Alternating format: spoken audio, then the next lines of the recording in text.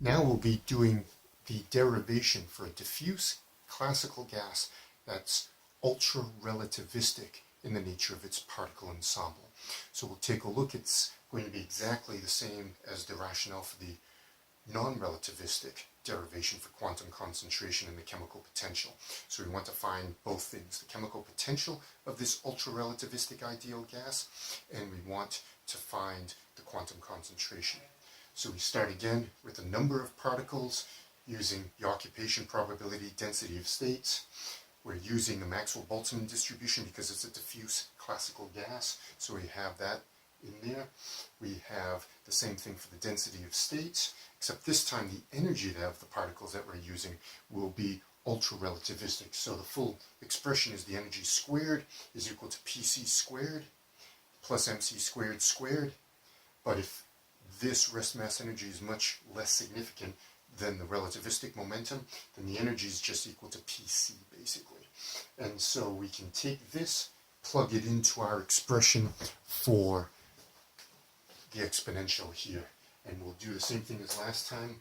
We'll take, well, actually we can move V over to this side, so we're already dealing with the number density is equal to 0 to infinity of e to the minus Pc over Kt.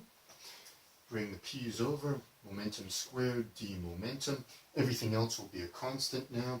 So we will have the constant in the exponential, chemical potential over Kt. We'll group G sub s over Planck's constant cubed for pi.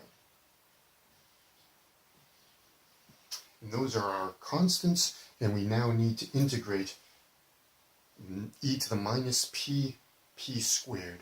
What we can do is we can integrate by parts consecutively.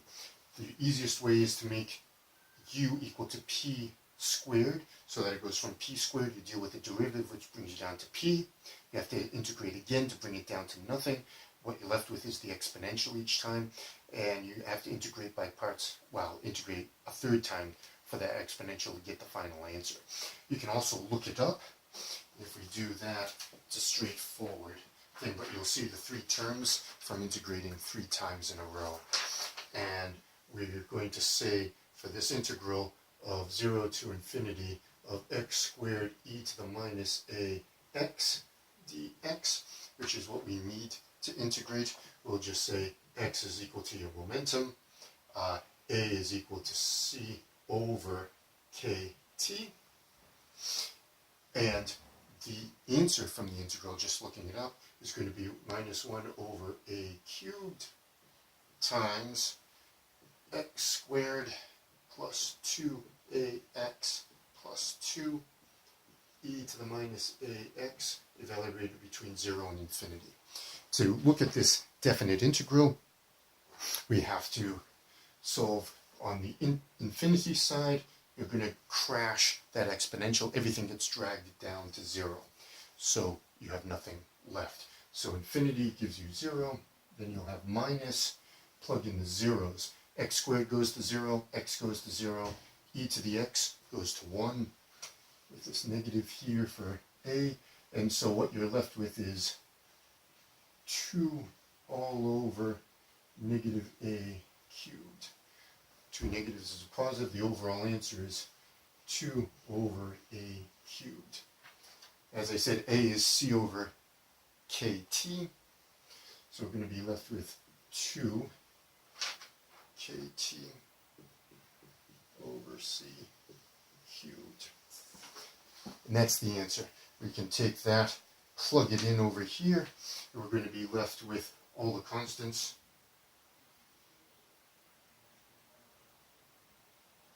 E, the chemical potential over Kt, that's the exponential. We're going to be left with G sub s for pi over Planck's constant cubed, and then 2 times Kt over c cubed. There we go. So now we can group a few things together in order to come up with our overall quantum concentration. So I can get rid of the integral answer that we had here.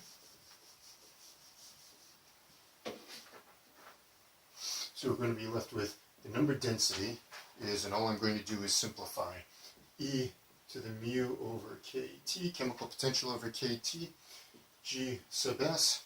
And we're going to combine, you can bring the H cubed right into this expression.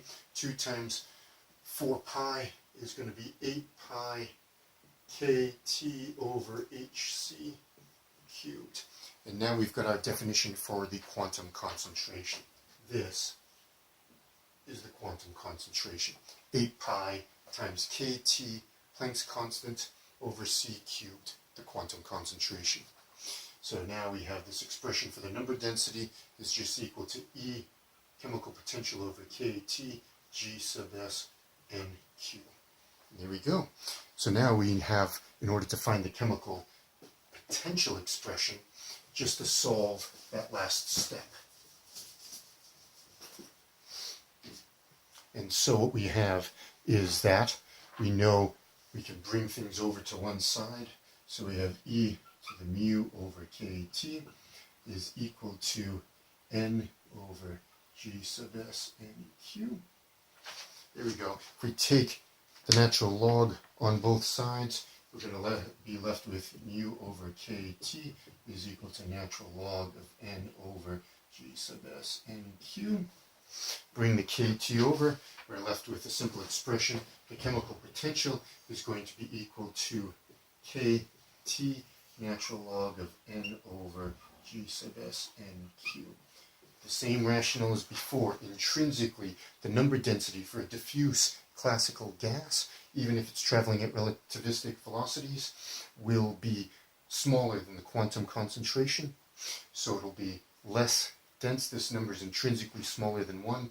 The natural log will always be negative, so we might as well make that explicit in some sense. So the chemical potential is equal to minus kT natural log of G sub S NQ all over N. So that's the expression for the non-relativistic with this as our quantum concentration. And that ends the derivation. Thank you.